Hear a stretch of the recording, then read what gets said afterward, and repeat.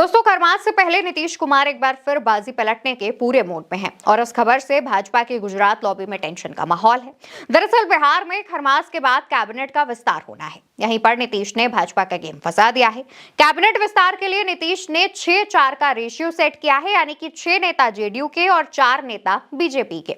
बिहार में 6 विधायकों पर 1 मंत्री का रूल है, लेकिन इसी बीच मुख्यमंत्री नीतीश कुमार ने अपनी ताकत दिखाते हुए अपने पास ज्यादा मंत्री रखने की जो बात कह दी है, यानी कि अपने दल से ज्यादा नेताओं को, विधायकों को मंत्री बनाने की बात रख दी है। फिलहाल अगर हम रूल की बात करें तो अधिकतम 36 मंत्री बनाए जा सकते हैं मुख्यमंत्री को शामिल करने के बाद। तो कहा यह जा रहा है कि भाजपा को 17, जेडीयू को 15 और एलजेपीआर को 2 और मांझी और कुशवाहा की पार्टी को 1-1 मंत्री पद मिल सकता है। लेकिन यहीं पर भारतीय जनता पार्टी के बढ़ते हुए खाते को देखकर नीतीश ने अपनी चाल चली है। नीतीश चाहते हैं कि एक ऐसे रूल सेट किए जाए, या फिर ये कह लीजिए कि एक ऐसी बिसात बिछाई जाए जिसमें भारतीय जनता पार्टी फंस जाए। नीतीश कुमार चाहते हैं कि जेडीयू के खाते से ज्यादा मंत्री बनाए जाएं और यही बात भाजपा को परेशान कर रही है। भाजपा चाहती है कि उसकी सीटें ज्यादा हैं, यानी उसके विधायक ज्यादा हैं। ऐसे में वो इस वक्त सबसे ज्यादा विधायकों के साथ नंबर 1 की पार्टी भी है बिहार में, तो वो चाहती है कि उसके पास ज्यादा मंत्री हो या फिर कम से कम जेडीयू के बराबर के हों। लेकिन नीतीश कुमार इस बात पर राजी नहीं है। नीतीश कुमार चाहते हैं कि ये जो 10 मंत्री पद सौंपे जाने हैं, उनमें से 1 सीट ज्यादा लेकर के भाजपा को अपनी ताकत का अंदाजा लगाया जाए। भाजपा को यह संदेश दिया जाए कि भले ही आप नंबर 1 की पार्टी हो, लेकिन आज भी सत्ता की चाबी हमारे ही हाथ में है और जैसा हम फैसला लेंगे बिहार में वही चीजें होंगी। इसी वजह से 6 बनाम 4 का यह फॉर्मूला बीजेपी के लिए एक गले की फांस साबित होता जा रहा है। दोस्तों, आपको याद होगा कि बीते दिनों नीतीश कुमार ने दिल्ली दौरा किया था। उसके बाद से ही ये चर्चाएं तेज हो गई थी कि नीतीश कुमार दिल्ली में जब गए हैं, शाह और मोदी से मुलाकात कर रहे हैं, तो वो वहां पर एक संदेश देने गए हैं। वो वहां पर ये बताने गए हैं कि बिहार में जब कैबिनेट विस्तार होगा तो वो अपनी शर्तों पर कैबिनेट विस्तार करेंगे। वो अपनी चलाएंगे, ना कि भाजपा की सुनेंगे।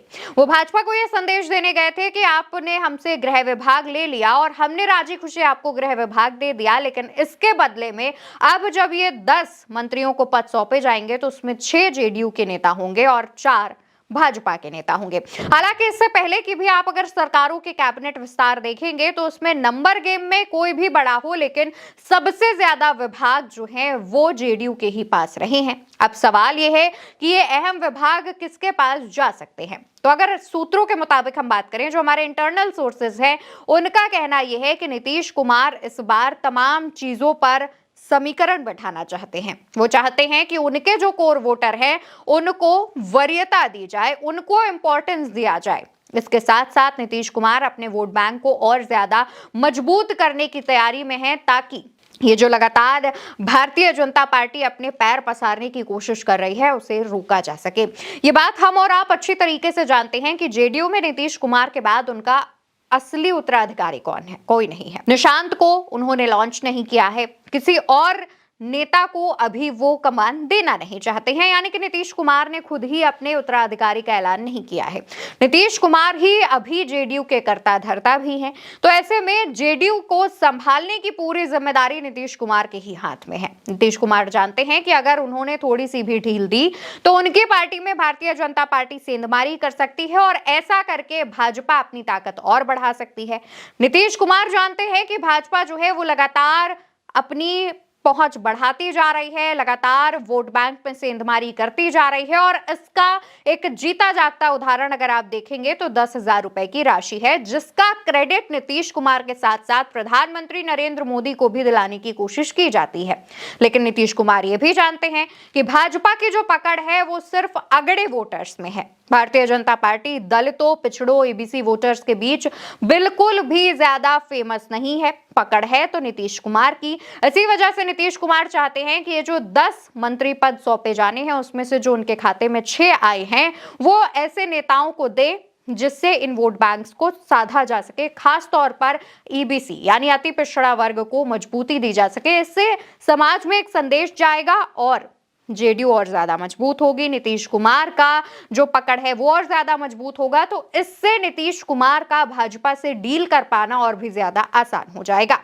अब नीतीश कुमार की तरफ से बताया तो ये भी जा रहा है, जो इंटरनल सोर्सेज हैं वो ये भी बता रहे हैं कि नीतीश कुमार इस बार ये जो मंत्री पद सौंपे जाने की बात सामने आ रही है उसमें वो कई नए चेहरों पर विश्वास जता सकते हैं। यानी कि नीतीश कुमार किन्हीं ऐसे नेताओं को वो पद सौंप सकते हैं जो या तो राजनीति में नए हैं या फिर वो पिछड़े समाज से आते हैं। तो नीतीश कुमार एक साथ तमाम जो चालें हैं वो चलना चाह रहे हैं।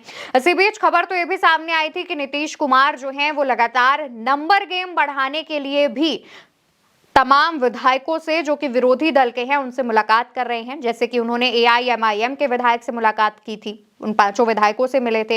इसके अलावा नीतीश कुमार जो है वो मायावती के जो एक विधायक हैं उनसे भी अपनी पहुंच बढ़ाने की कोशिश कर रहे हैं, बातचीत करने की कोशिश कर रहे हैं ताकि राज्य की सबसे बड़ी पार्टी वो बन सके।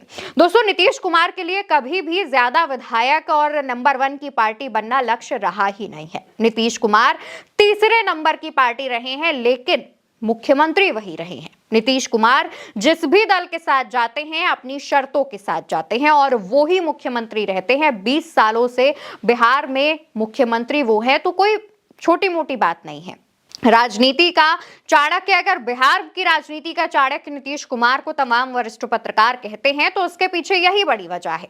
अब नीतीश कुमार ये समझ रहे हैं कि इस बार नंबर गेम का काफी ज्यादा इम्पैक्ट जनता पर पड़ रहा है। इस वजह से नीतीश कुमार इस बार नंबर गेम को भी ध्यान में रखते हुए चल रहे हैं और नंबर गेम को भी बढ़ाने की कोशिश कर रहे हैं।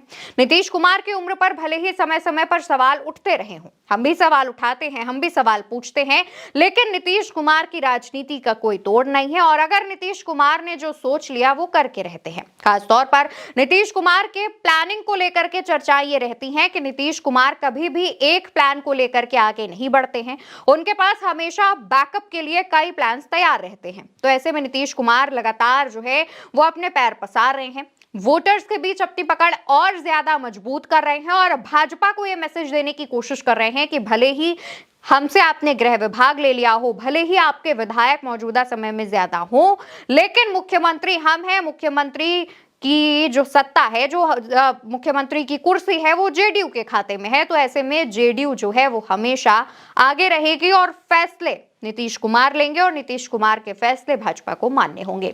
यही वजह है कि कैबिनेट विस्तार को लेकर के जो खबरें चल रही हैं उसमें कहा यह जा रहा है कि खरमास के बाद नीतीश कुमार अपने इस प्लान पर काम कर सकते हैं और भाजपा को कम सीटें देंगे और साथ ही साथ वो अपनी शर्तों पर तमाम मंत्रियों को, तमाम विधायकों को मंत्री बना सकते हैं।